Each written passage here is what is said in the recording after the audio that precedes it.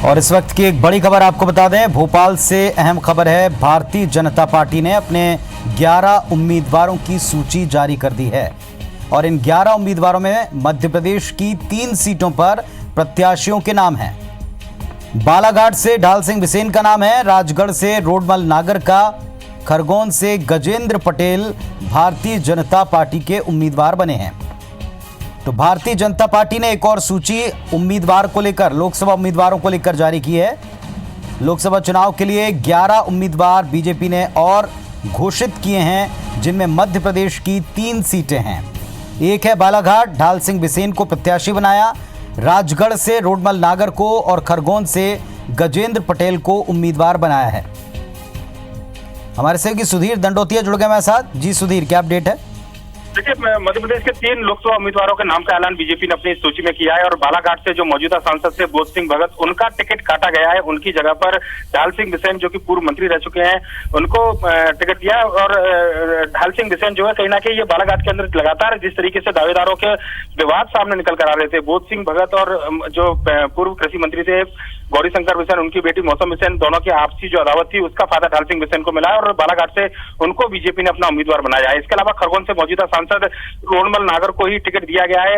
अगर राजगढ़ की बात करें तो दिग्विजय सिंह, जो कि भोपाल से चुनाव लड़ रहे हैं, पूर्व मुख्यमंत्री, उनका गृह संसदीय क्षेत्र यह आता है और ऐसे में ये माना जा रहा है कि कांग्रेस जो है वहां पर किसी दिग्विजय सिंह खेमे के खास सिपे सालार को ही टिकट देगी। ऐसे में किसी तरह के विवाद की स्थिति यहाँ पर बीजेपी नहीं चाहती थी और यही वजह है कि चेहरा बदलने के बजाय बीजेपी ने पुराने चेहरे पर दाव खेला है। खरगोन की अगर बात करें तो खरगोन से एक बार फिर से चेहरे को बदला गया है। यहाँ से सुभाष पटेल मौजूदा सांसद हुआ करते थे, उनकी जगह पर गजेंद्र पटेल को बीजेपी ने अपना उम्मीदवार बनाया है। यानी कि कहना होगा कि मध्य प्रदेश के 3 उम्मीदवारों के नाम का ऐलान बीजेपी ने जो किया है, उनमें से मौजूदा 2 सांसदों के टिकट काटे हैं। केवल राजगढ़ के जो सांसद है रोडमल नागर, उनको ही फिर से लोकसभा में उतरने का मौका मिला है और इस तरह मध्य प्रदेश में ये दूसरी सूची है। और अब तक बीजेपी कुल मिलाकर अगर बात करें तो 18 अपने उम्मीदवारों के नाम का ऐलान मध्य प्रदेश में कर चुकी है और शेष बचे हुए 11 उम्मीदवारों की लिस्ट का सभी को इंतजार है। कांग्रेस अब तक ने 9 उम्मीदवार उतारे हैं। बालाघाट की अगर बात करें तो यहाँ पर ढाल सिंह बिसेन का मुकाबला पूर्व विधायक मधु भगत से होगा और जो कि कांग्रेस का उम्मीदवार है। सुधीर, ये जो बचे हुए नाम है, खासतौर से भोपाल सीट, इसको लेकर सस्पेंस अभी तक खत्म नहीं हुआ, मंथन जारी है। ये भोपाल तक सीमित है या दिल्ली में ही अब सारे नाम वहां पहुंच चुके हैं और वहीं से ऐलान होना बचा है? देखिए, बिल्कुल बीजेपी कहीं ना कहीं कांग्रेस की स्ट्रेटेजी के समझने के बाद में अब काम कर रही है। लगभग कुछ जगह नाम तय कर लिए गए हैं, पर लेकिन विवाद की स्थिति के चलते बीजेपी ये नहीं चाहती कि उसका फायदा कांग्रेस को मिले, क्योंकि विधानसभा चुनाव और कांग्रेस की लिस्ट में ये देखने को मिला था कि जिन लोगों ने बगावत की थी उनको इस लिस्ट में कांग्रेस ने जगह दी थी। ऐसे में बीजेपी ये चाहती है कि अब कांग्रेस अपने उम्मीदवारों के नाम का ऐलान पहले करे, खासकर जो हाई प्रोफाइल सीटें हैं, जिनमें भोपाल की बात हो, इंदौर की बात की जाए, ग्वालियर की बात की जाए या फिर भिंड में बीजेपी ने उम्मीदवार उतार दिया, वहां भी घमासान देखने को मिल रहा है। तो ये ऐसी सीटें हैं जहां पर बीजेपी को लगता है कि अगर कांग्रेस के चेहरे के मुताबिक अगर यहाँ पर चेहरा उतारा जाएगा तो उसका फायदा बीजेपी चुनाव में जरूर उठा पाएगी। और यही वजह है कि भोपाल में भले ही कांग्रेस ने अपने उम्मीदवार को घोषित कर दिया हो, तो लेकिन दिग्विजय सिंह के मुकाबले बड़े चेहरे की, जिताऊ चेहरे की बीजेपी को तलाश है। इंदौर में बीजेपी नहीं चाहती है कि अपने पत्ते पहले खोले जाए। कांग्रेस के उम्मीदवार के नाम के बाद यहाँ पर नाम घोषणा करने की चर्चा बीजेपी के अंदर चल रही है और लगभग ये स्थिति दूसरी जगहों पर है, जहां पर बीजेपी के जो गढ़ है उनको बचाने के लिए बीजेपी ये चाहती है कि कांग्रेस अपने पत्ते पहले खोले और उसके बाद इन जगहों पर बाकी बचे उम्मीदवारों के नाम का ऐलान किया जाए। और ये उम्मीद की जा रही है, मैं बताऊं कि शायद कल तक एक और सूची बीजेपी की जारी की जाए, इस बात की संभावना काफी ज्यादा है। एक और अहम बात ये, आपने खुद जिक्र किया कि कुछ नेता, खासतौर से ग्वालियर चंबल अंचल के नेता नाराज चल रहे थे, उनके विरोधी पार्टी में जाने की अटकलें चल रही हैं, उनको बना लिया गया या अभी ये डैमेज कंट्रोल का काम जो है इधर प्रदेश स्तर पर जारी है?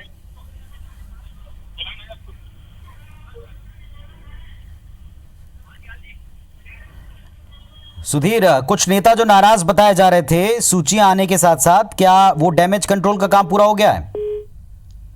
सुधीर का संपर्क हमसे कट गया। 3 प्रत्याशी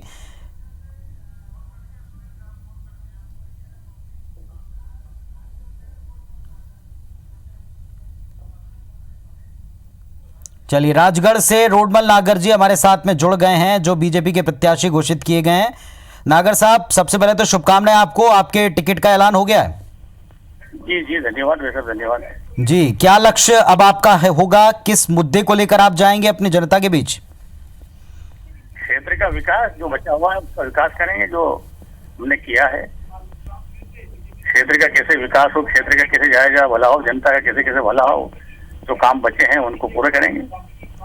पिछली बार के चुनाव में एक मोदी वेव देखी जा रही थी, अब की बार कांग्रेस पार्टी कह रही है कि उस मोदी वेव का बुरा हाल है, अब कांग्रेस की लहर है। नहीं, मोदी जी का कोई तोड़ नहीं है, मोदी जी का कोई जवाब नहीं है। मोदी जी आने वाले हैं, फिर से आएंगे। ये तो कांग्रेस को कहने दो, उससे कोई अंतर नहीं पड़ता।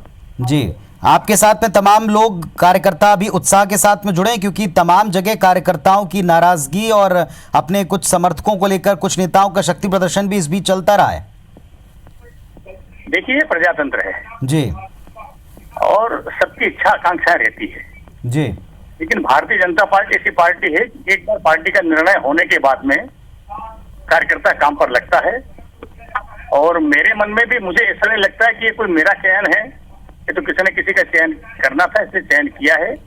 चुनाव भारतीय जनता पार्टी और उसका कार्यकर्ता लड़ता है, व्यक्ति गौण रहता है। और भारतीय जनता पार्टी विचारों को लेकर के चली है, विकास को लेकर के चली है, और कार्यकर्ता की समर्था दिशा में हम सब काम करें। जी, आप किन मुद्दों पर चुनाव लड़ेंगे, क्योंकि ये भी बड़ा कंफ्यूजन है कि अब की बार जो नई सरकार आई है उसको नीचे दिखाते हुए आप काम करेंगे, उनको लेकर के आप वोट मांगेंगे, या केंद्र सरकार के कामों को लेकर वोट मांगेंगे?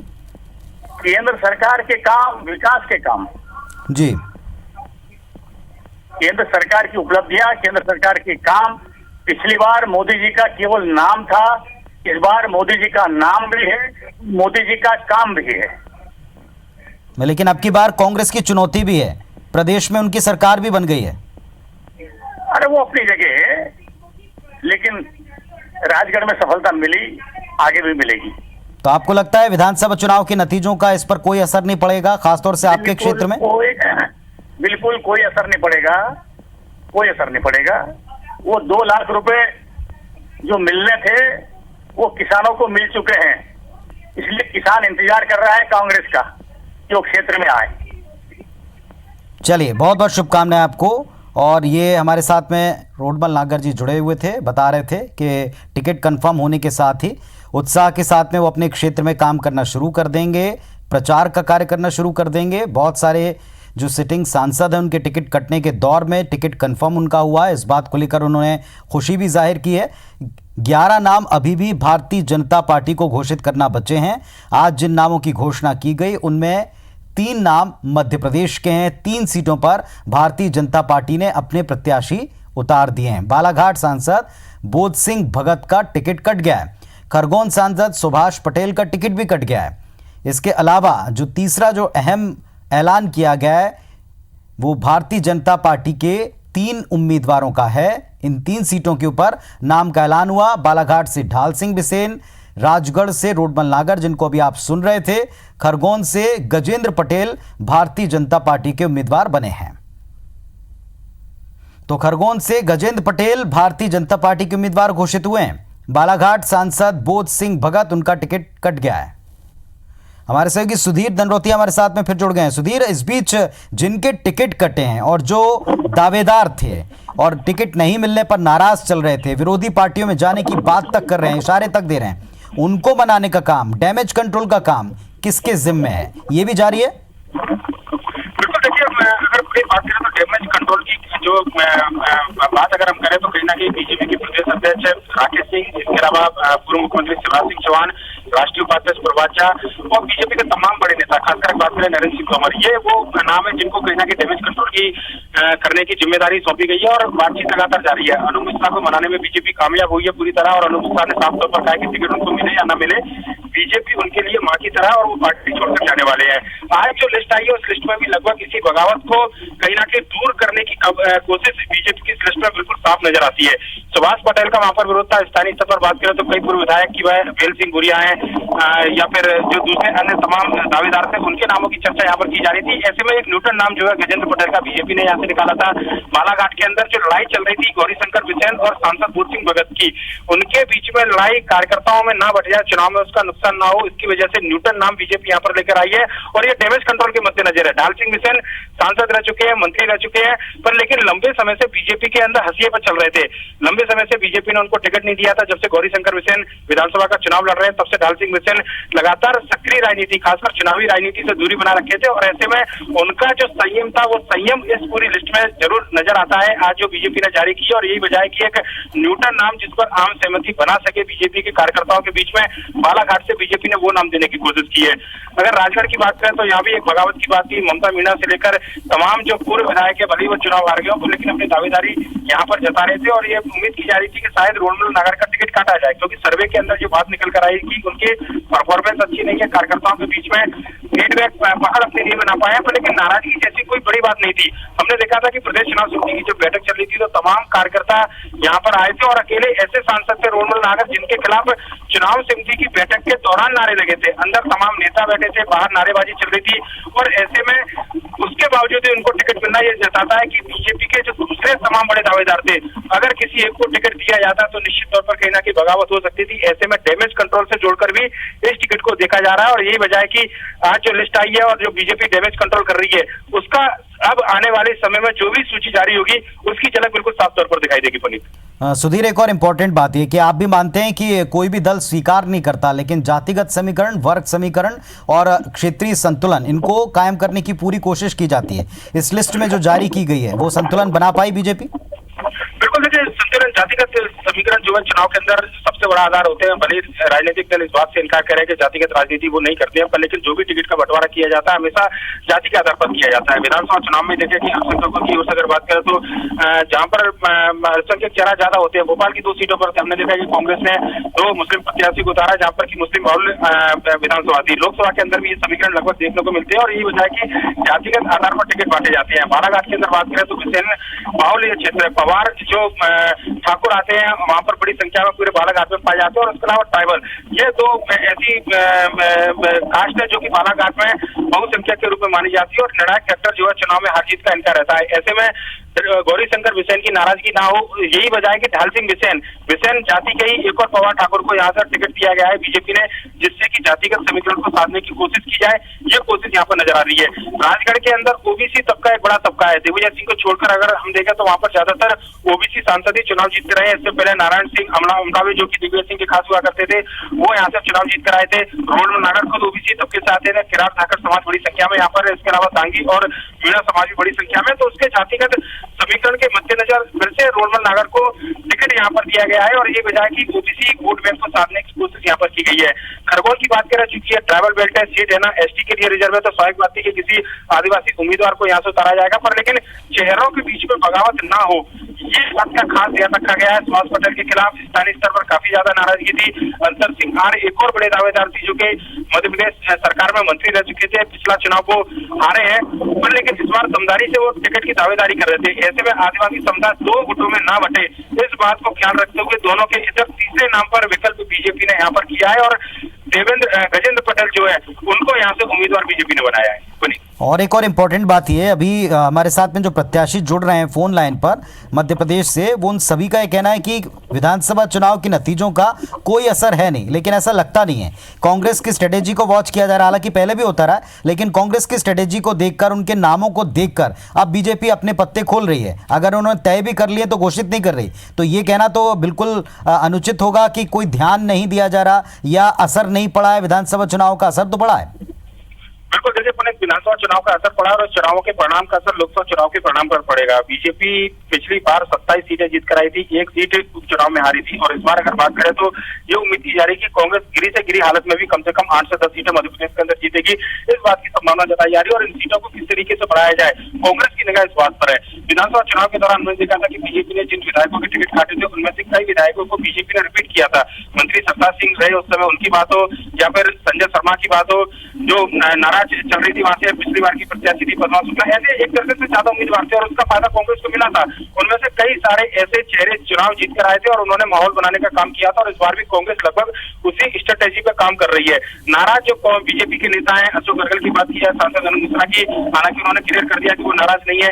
इसके अलावा जो दूसरे तमाम बड़े नेताओं की नाराजगी की बात है, कांग्रेस उन पर निगाह बना के रखी हुई है और लोकसभा चुनाव के परिणामों को लेकर कांग्रेस को लगता है कि अगर बीजेपी के नाराज नेताओं को बनाया जाता है, जहां पर कांग्रेस के पास में चेहरे नहीं है, उन पर बर्ताव किया जाता है तो इसका फायदा निश्चित तौर पर कांग्रेस को मिलेगा। और यही बात है कि विधानसभा चुनाव के परिणाम को लेकर रिजल्ट बदलने की बात या उसके असर की बात भले ही कांग्रेस या बीजेपी राजनीतिक दल इनकार करे या प्रत्याशी इनकार करे, पर लेकिन उसका बड़ा असर है और कांग्रेस के फेवर में वो असर है। ये बात बीजेपी और तमाम प्रत्याशी भी जानते हैं और यही बात है कि लगातार जो चुनाव में जो लिस्ट डिले हो रही है, कांग्रेस ने केवल 9 प्रत्याशी उतारे हैं। कांग्रेस अपने पत्ते नहीं खोलना चाह रही है, बीजेपी कांग्रेस के पत्ते खोलने का इंतजार कर रही है। तो ये विधानसभा चुनाव के परिणाम है कि पहले जहां पर पुख्ता तौर पर पहले प्रत्याशी उतारकर सीट को मजबूत करने की कवायद होती है, प्रत्याशी को ज्यादा से ज्यादा मौका देने की बात होती थी, अब कहीं ना कहीं एक दूसरे की रणनीति को समझा जा रहा है। विधानसभा चुनाव परिणाम के बाद में मध्य प्रदेश में जो राजनीतिक असर बदला है, जो राजनीतिक परिदृश्य बदला है, ये उसी का परिणाम है। पुनीत, बिल्कुल ठीक। और एक और अहम बात यह कि भोपाल सीट से दिग्विजय सिंह को उतारकर भले ही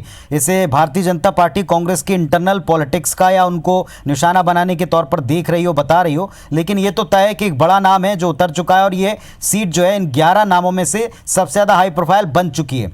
भारतीय जनता पार्टी अभी तक तय नहीं कर पाई है किन चीज़ों का इंतजार किया जा रहा है, किस स्तर पर ये नाम अभी डिस्कस हो रहे हैं, क्योंकि बहुत सारे उम्मीदवार भी सामने आते रहे, दावेदार भी सामने आते रहे, लेकिन फाइनल नाम इस सूची में भी नहीं आया कि भोपाल से कौन होगा।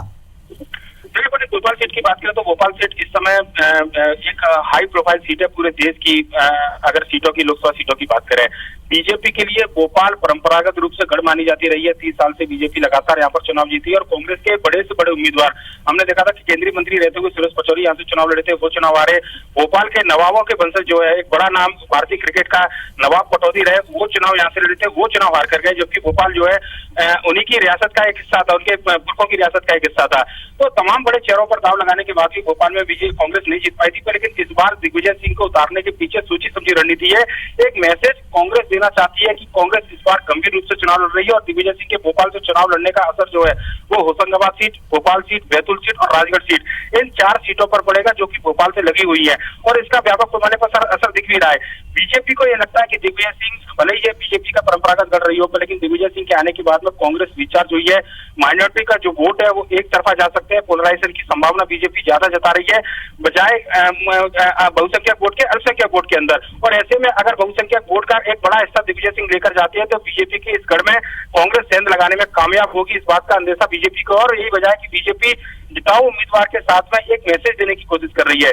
बड़े चेहरे हैं जो कि कड़ा मुकाबला दे सकते हैं। उमा भारती, अगर शिवराज सिंह चौहान मैदान में हो तो निश्चित तौर पर कहीं ना कहीं बीजेपी के फेवर में ये बात जाएगी, पर लेकिन बीजेपी का आला संगठन और आरएसएस, क्योंकि आरएसएस के दुर्विरोधी दिग्विजय सिंह को माना जाता है, अगर एक छोटे चेहरे के जरिए संगठन पीछे काम करे, जो पीछे जो रणनीति बीजेपी और आरएसएस मिलकर बना रहे हैं कि अगर एक सामान्य कार्यकर्ता या फिर सामान्य उम्मीदवार को भोपाल से उतारा जाए और उसके पीछे आरएसएस और बीजेपी का पूरा संगठन मिलकर काम करे और उसके बाद अगर बीजेपी ये सीट जीतती है तो पूरे देश में कांग्रेस के लिए बड़ा मैसेज बीजेपी देखने में कामयाब होगी कि दिग्विजय सिंह जैसे बड़े चेहरे के सामने कांग्रेस बीजेपी का एक सामान्य जो कार्यकर्ता है वो काफी है और बीजेपी का संगठन सबसे ज्यादा मजबूत है और एक बड़े नेता का कैरियर कहीं ना कहीं अवसान के लिए आगे जाना जाएगा।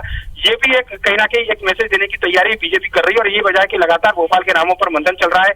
शिवराज सिंह चौहान के नाम पर चर्चा यहाँ पर की जा रही है, उमा भारती इनकार कर चुकी है, वीडी शर्मा जो कि संघ की पृष्ठभूमि से आते हैं उनके नाम अभी भी दौड़ में बना हुआ है, मौजूदा सांसद आलोक संजर के नाम पर विचार किया जा रहा है और एक चर्चा ये भी चल रही है कि केंद्रीय मंत्री नरेंद्र सिंह तोमर की सीट बदलकर उनको भोपाल लाया जाए, जिससे कि जो वोटों का ध्रुवीकरण है, खासकर क्षत्रिय वोटों का ध्रुवीकरण है, उसको कम से कम सेध लगाने में बीजेपी कामयाब हो।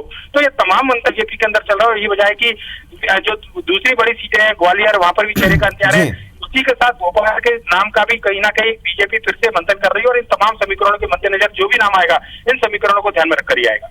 चलिए, बहुत बहुत शुक्रिया सुधीर। सुधीर को हम सभी को इंतजार है, सारे प्रदेश को इंतजार है कि दरअसल भोपाल से दिग्विजय सिंह के सामने भारतीय जनता पार्टी किसको चुनाव मैदान में उतारती है। आज भी जैसे ही लिस्ट की बात सामने आई तो सभी ने भोपाल का नाम पहले ढूंढा, हालांकि इसमें मध्य प्रदेश के 3 नाम हैं। इस तरह कुल 18 नाम बीजेपी घोषित कर चुकी है और अभी भी 11 सीटों के ऊपर उसको उम्मीदवार उतारने हैं। खरगोन सांसद सुभाष पटेल का टिकट काटा है, जो मौजूदा सांसद हैं। इसके अलावा खरगोन से गजेंद्र पटेल को बीजेपी ने उम्मीदवार बनाया है। अब 11 प्रत्याशी और भारतीय जनता पार्टी को तय करने हैं। जो आज लिस्ट आई है उसमें मध्य प्रदेश की 3 सीटों पर उम्मीदवार घोषित कर दिए गए हैं। बालाघाट से ढाल सिंह बिसेन, राजगढ़ से रोडमल नागर, इनका नाम तय हुआ है। खरगोन से गजेंद्र पटेल बीजेपी के उम्मीदवार बने हैं। तो ये 3 नाम सामने आए हैं।